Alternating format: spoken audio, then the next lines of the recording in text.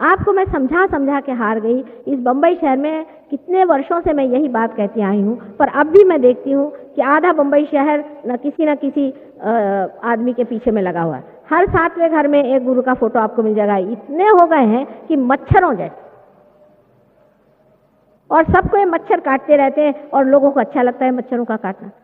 उसमें एक ही बस बात है कि वो आपसे कहते हैं अच्छा आप मुझे पैसा दीजिए। कितनी बड़ी सूक्ष्म अहंकार पे चोट है, इसे आप देख लीजिए कि आप हमें पैसा दीजिए और हम आपके गुरु हो जाएंगे।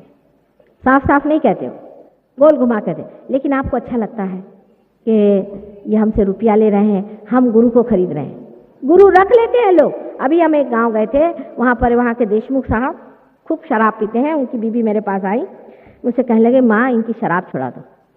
मैंने देखा कि इनका चक्कर ठीक नहीं। कहने लगे कि नहीं हम तो बहुत धार्मिक हैं, हमने गुरु रखे हुए। मैंने कहा अच्छा, जैसे पहले लोग बाई लोग रख लेते थे या कोई ब्राह्मण लोग रख लेते थे, आजकल गुरु लोग रख लेते हैं। और वो गुरु लोग को अपना पैसा सप्लाई होते रहता है और गुरु साहब कहते हैं कि ठीक है भाई तुम्हारी औरतों को मैं संभालता हूँ। ये औरतें जा करके वो गुरु यंग आदमी हैं उनके नहलाते हैं, दुलाती हैं, ये करती हैं, वो करती हैं। और अगर वो कुछ कहें कि भाई तुम लोग शराब क्यों पीते हो, अपने आदमी से ऐसे कहें, तो गुरु साहब कहते हैं देखिए इनसे कुछ मत कहिए, मैं इनको ठीक कर लूँगा। अंत में मैं इनका भी कल्याण करूँगा। औरतों का तो कल्याण कर ही रहे हैं, अब उनका भी कल्याण करूँ। आप अभी कुछ मत कहिए। इसलिए उनको सहयोग पसंद नहीं आ सकता। ऐसे लोगों को सहयोग नहीं पसंद आ सकता है क्योंकि वो चाहते हैं कि परमात्मा के नाम पर अपनी गंदगियां छिपा लें। कितनी गंदी चीज है, इससे परमात्मा का क्या नुकसान होने वाला है? अगर आपके अंदर गंदगी रहेगी तो इससे क्या परमात्मा को बीमारी होने वाली है कि आपको बीमारी होने वाली है? थोड़ा विचार करना चाहिए। परमात्मा तो निर्मल ही है, उसके अंदर तो कोई दोष है ही नहीं, उसको कुछ नहीं चाहिए। वो तो आपको समझा रहा है घर और कह रहा है कि भाई अपने अंदर की गंदगी को निकाल दो, उससे आपको तकलीफ हो। तो इस बात पर सब लोग नाराज हो जाते हैं। तो समझदारी की बात यह है कि जब आप पार हो जाते हैं, जब आत्म साक्षात्कार आ जाता है, आप खुद ही देखने लग जाते हैं अंदर में कि मैंने ये चक्र पकड़ा है, ये चक्र पकड़ा है, मेरा ये चक्र पकड़ा है, माँ मेरे चक्र साफ करो। आपको उसी की तकलीफ होने लग जाती है। वो कहते चलो इसको सफाई करवा दो। जिस प्रकार एक जानवर को आप गंदगी से ले जाइए उसको पता नहीं चलता है, उसी प्रकार मनुष्य को कितने भी अनीति में से गुजार दीजिए उसको पता नहीं चलता है कि अनीति है, ये पाप है, उसको समझ में नहीं आता है। पाप के प्रति उसकी संवेदना बिल्कुल जीरो हो गई है। लेकिन जब वो पार हो जाता है वो देखने लगता है कि इतनी गंदगी है, उसकी बदबू से आने लग जाती है।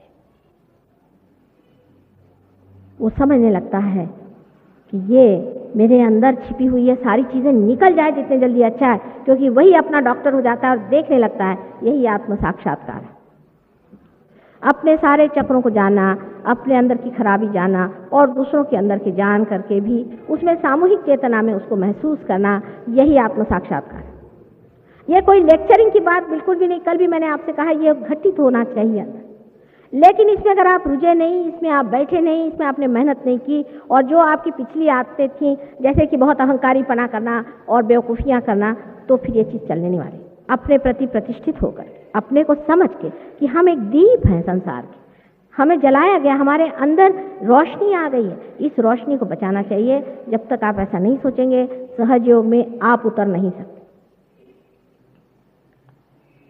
आज सारे संसार को आप देखिए तो एक कगार पे खड़ा हुआ है, इससे उसको उस ऊंची दशा में उतरना ही है। ये उसके उत्क्रांति का चरम पद है, ये उसको लेना ही है। अगर उसने नहीं लिया तो उसका इलाज भी आने वाला है। जो लोग इस लास्ट जजमेंट को, ये आखिरी निर्णय, आखिर परमात्मा लास्ट जजमेंट आखिरी निर्णय कैसा करते? कुंडलिनी को चढ़ा के ही आपका आखिरी निर्णय होने वाला है कि जो कुंडलिनी के सहारे पार हो जाए वो एक तरफ और जो नहीं है वो दूसरे तरफ हो जाए। इसलिए इसको आमास करने की जरूरत थी, सामूहिक करने की जरूरत थी। सामूहिक ये कार्य होना चाहिए, ये सामूहिक कार्य होना चाहिए।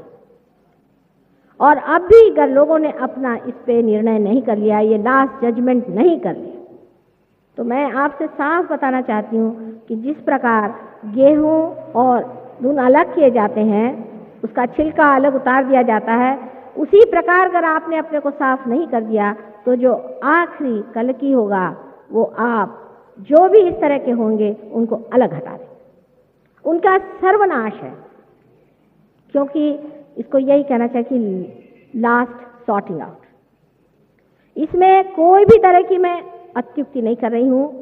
मैं आपसे बहुत विनती करके कहती हूं कि इस बात से आपको घबराना नहीं चाहिए और न ही नाराज होना चाहिए, क्योंकि ये बात हो के रहेगी। अगर आप इस बात से सतर्क नहीं रहे तो कल वो दिन नहीं आना चाहिए कि आप कहेंगे कि माँ आपने बताया नहीं लास्ट जजमेंट। इसलिए मैं आपसे साफ साफ बताना चाहती हूँ कि यही लास्ट जजमेंट शुरू हो गया है, इसमें आप अपने को जज कर लीजिए।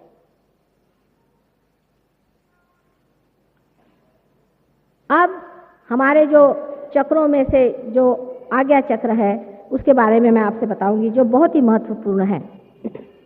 आज्ञा चक्र जो है ये हमारे मस्तिष्क के अंदर, ब्रेन के अंदर में पीनियल बॉडी और पिट्यूटरी नाम की जो संस्था है उसके बराबर बीचों बीच है, और वहां पर रह करके अति सूक्ष्म ये सेंटर है।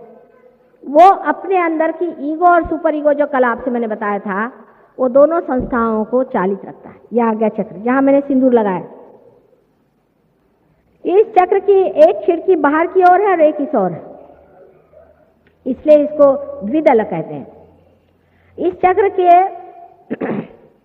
पीछे की तरफ जो खिड़की है उससे हमारा सुपर ईगो माने हमारा मन संचालित रहता है, और जो सामने की खिड़की है उससे हमारा अहंकार संचालित रहता है।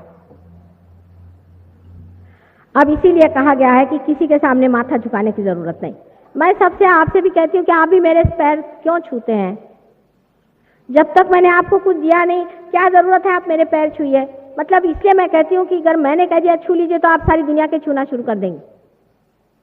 किसी के भी आगे मत्था झुकाना गलत चीज है। ये परमात्मा ने बनाई हुई पेशानी, सिवाय उस आदमी के जो कि स्वयं साक्षात परमात्मा से प्रेरित है, जिसने आपको कुछ विशेष अनुभव दिया है, उसी के सामने सर झुकाना चाहिए। लेकिन हम लोगों की ऐसी प्रथा हो गई कि हर जगह जाके हम सर झुकाते रहते हैं। इसलिए ये जो पेशानी है, जहां ये आज्ञा चक्र है, इसमें दोष आ जाता है। आज्ञा चक्र का दोष जो है पीछे में आता है। जब आप पेशानी किसी के आगे झुकाते हैं तो इसका दोष पीछे में आता है, और आगे का दोष जो है वो अति विचार करने से आता है। कोई आदमी अगर हर समय सोचता रहे तो उसमें ये दोष आ जाता है, या जो अहंकारी मनुष्य होता है उसका भी दोष इस चक्र पे आ जाता है। अब इस चक्र के जो द्विदल है, माने समझ लीजिए दो हाथ है, उसमें से जो बीचों बीच जो इसका तत्व है वो तत्व एकादश रुद्र कहलाया जाता है। माने उसमें 11 शक्तियां हैं, जो हमारे माथे पे यहाँ 11 चक्र है। बहुत महत्वपूर्ण 11 चक्र है। इसी एकादश रुद्र से ही कल की बनेगा, इसी से सर्वनाश होने वाला है, इसलिए इसको बचाना बहुत जरूरी है। और इसके जो तत्व स्वरूप संसार में सबसे बड़े अवतरण हुए हैं वो हैं जीसस क्राइस्ट। ये श्री गणेश, एक तरफ से इनका हाथ समझ लीजिए श्री गणेश का है, एक अंग इनका श्री गणेश का है जो कि लेफ्ट साइड है, और राइट साइड जो है वो कार्तिकेय स्वामी, आप जिनको जानते हैं। कार्तिकेय स्वामी के बारे में आपने सुना होगा, और जिनको दक्षिण में बहुत लोग मानते हैं उनको मुर्गन कहते हैं। इस प्रकार इनके 2 अंग हैं, और इन 2 अंगों को मिला करके ही जीसस क्राइस्ट इस संसार में आए। और उनका जो क्रॉस है वो भी स्वस्तिक का ही रूप है। लेकिन जीसस क्राइस्ट के जीवन का सबसे बड़ा जो उद्देश्य या उसकी महिमा है या उसका जो संदेश है वो क्रॉस नहीं है, क्योंकि जीसस क्राइस्ट ये कृष्ण के लड़के हैं। महाविष्णु के बारे में आप जरूर पढ़ें, जो मैं बात कर रही हूँ एक भी बात झूठ नहीं। और उनकी जो माँ मेरी थी वो राधा जी हैं।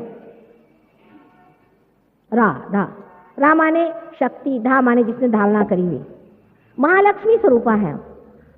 उनकी जो माँ थी वो महालक्ष्मी थी, लेकिन जीसस क्राइस्ट के ज़माने में उन्होंने इस मामले में कुछ ज़्यादा बातचीत इसलिए नहीं करी कि जब दुष्ट रावण, राक्षस आदि लोग ये जानेंगे कि उनकी माँ ही महालक्ष्मी है तो वो माँ के पीछे पड़ जाएंगे और तब वो अपना गुस्सा नहीं रोक पाएंगे और उनकी पूरी एकादश रुद्र की जो शक्तियां हैं वो क्रोधित होकर के सारे संसार को भस्म कर डालेंगी। इसलिए इस बात को बिल्कुल गुपित रखा रहा।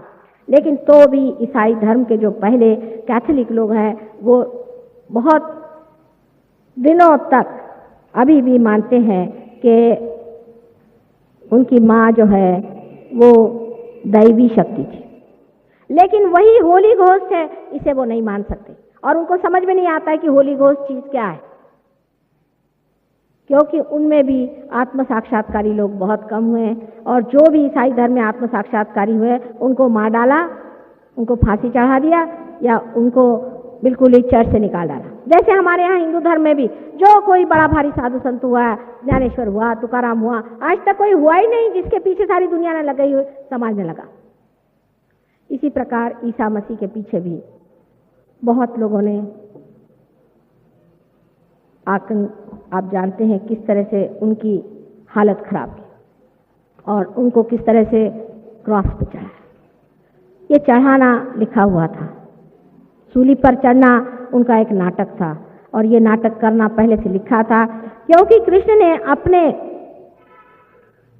गीता में कहा है कि ये जो प्रणव शक्ति है, जो ओंकार शक्ति है, ये शक्ति नैनम छिदन्ति शस्त्राणि नैनम दहति पावका, इसको कोई खत्म नहीं कर सकता, इसको कोई मार नहीं सकता। उनकी इस बात को सच करने के लिए ही ईसा मसीह को आज्ञा चक्र पे सूली होना पड़ा। हरेक इनकारनेशन ने, हरेक अवतार ने संसार में आकर के एक नया कदम लिया। अब आज्ञा चक्र का जो पकड़ है वो बहुत ही छोटी सी, उसमें जगह ही छोटी सी और उसमें से अति पवित्र चीज ही गुजर सकती है। बाकी जितने भी अवतार हुए हैं, माने गणेश छोड़ करके बाकी जितने भी अवतरण हैं संसार में आए हैं, श्री विष्णु के अवतरण, वो सारे ही स्वदेह हैं, उनके अंदर पृथ्वी का अंग है। सभी सहजियों से विनती है, हमारे इस चैनल को सब्सक्राइब करके सहज को फैलाने में हमारी मदद करें। जय श्री माता जी।